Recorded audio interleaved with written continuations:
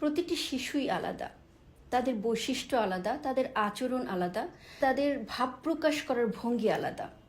কোনো একটি শিশুর সাথে অন্য একটি শিশুর আচরণগত মিল নাও হতে পারে। আজ একটু কথা বলবো অটিজম স্পেকট্রাম ডিসঅর্ডার নিয়ে, এএসডি। অনেকবার বলেছি, কিংবা এখন বিভিন্নভাবে এই কন্টেন্টগুলো প্রায়ই দেখা যায়। তবুও আমি মনে করি বারবার প্রয়োজন এই অ্যাওয়ারনেসটুকু, বারবার প্রয়োজন সচেতন হওয়া। কারণ বিভিন্নভাবে দেখা যায় প্যারেন্টসরা, মা বাবা কনফিউজড থাকে তাদের আচরণগত দিকগুলো দেখে, আমার বাচ্চাটি কি অটিজম স্পেকট্রাম ডিসঅর্ডারের অন্তর্ভুক্ত অথবা না। চলুন একটু দেখে আসি যে অটিজম স্পেকট্রাম ডিসঅর্ডারের সাধারণ লক্ষণগুলো কি। প্রথমত যেটি হতে পারে যে তাকে নাম ধরে ডাকছি, সে সাড়া দিচ্ছে না, চোখে চোখ রেখে কথা বলছে না, বাচ্চাদের সাথে অন্য বাচ্চাদের সাথে সে খেলতে পছন্দ করছে না, সে তার নিজের জগৎটিকে নিজের মতো করে খেলতে পছন্দ করে, একা থাকতে পছন্দ করে। এবং সামটাইমস এমন দেখা যায় যে তাদের যোগাযোগটা এতই কম থাকে, বাবা মা ভাই বোন তাদের সাথেও তার স্বাভাবিক যে কমিউনিকেশন স্কিলটি রয়েছে সেটিও করতে চায় না। অর্থাৎ যোগাযোগ ব্যবস্থা, আচরণগত ব্যবস্থা এবং সামাজিক যে ব্যবস্থাটি আছে তার উপর প্রভাব ফেলে। এখন এই যে বৈশিষ্ট্যগুলো অনেক সময় দেখা যায় সাধারণ একটি বাচ্চার ভেতরেও এমন হতে পারে। অনেক বাচ্চারাই আছে চুপচাপ থাকতে পছন্দ করে, সে মানুষের সাথে কথা কম বলছে, একজন গেস্ট বাসায় আসলে সে লুকিয়ে যায়, কিংবা তার জগৎটিকে সে একা পেতে চায়। তাহলে আমরা পার্থক্যটা কোথায় বুঝবো? যদি এমন হয় যে এই যে ব্যাপারটি, এই যে বৈশিষ্ট্যগুলো আপনি দেখছেন হঠাৎ করে, আবার 2 দিন পর 4 দিন পর তার ভিতরে স্বাভাবিক অবস্থা দেখছেন, অর্থাৎ দীর্ঘদিন যদি এই অবস্থাগুলো পরিলক্ষিত না হয়, অবশ্যই এটি অটিজম স্পেকট্রাম ডিসঅর্ডার নাও হতে পারে, কিংবা হতেও পারে। তাহলে আপনি কিভাবে নিশ্চিত হবেন? হ্যাঁ, এজন্য রয়েছে বিশেষজ্ঞ চিকিৎসক, এজন্যই রয়েছেন একজন occupational therapist, physiotherapist, speech and language therapist.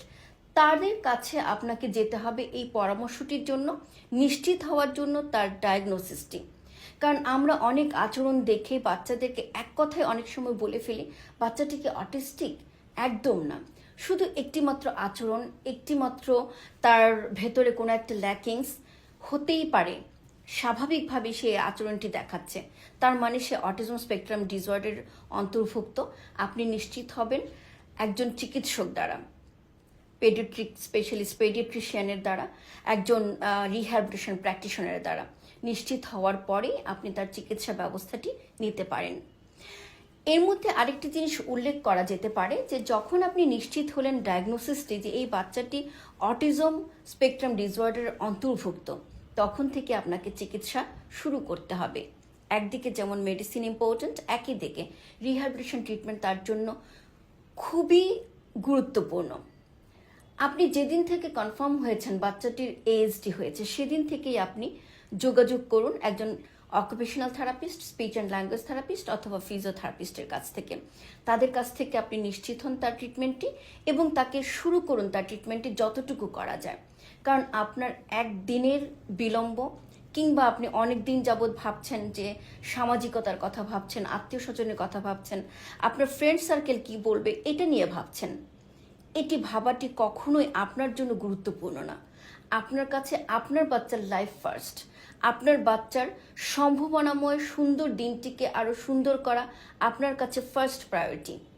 আপনি চিন্তা করবেন আপনার বাচ্চার সুন্দর ভবিষ্যতের কথা, তাকে স্বনির্ভর করার কথা, তাকে আর 10টি বাচ্চার মতো সুন্দরভাবে গড়ে তোলার কথা। কে কি বললো, কিংবা সামাজিকতার যে ব্যারিয়ার্সগুলো আছে সেগুলোকে পার করতে হবে আপনাকেই, সেখান থেকে বের হয়ে আসতে হবে আপনাকেই। কারণ আপনার স্বপ্ন বাস্তবায়নের দায়িত্ব শুধুই আপনার। সো এই জায়গাটিতে আমি বলবো যে রিহ্যাবিলিটেশন হেলথ সায়েন্সের রিহ্যাবিলিটেশন প্র্যাকটিশনাররা আপনাকে দিতে পারে আপনার সেই স্বপ্নময় পৃথিবী, আপনাকে ফিরিয়ে দিতে পারে তার একটি স্বাভাবিক জীবন। আপনি আপনার বাচ্চাটিকে করে তুলতে পারেন আপনি স্বনির্ভর অন্য 10টা বাচ্চার মতো। সেই জায়গা থেকে পিছন ফিরবেন না, সেই জায়গা থেকে আপনি পিছিয়ে যাবেন না। আপনার স্বপ্ন নিয়ে আপনি এগিয়ে চলুন, আমরা আছি আপনার সাথে।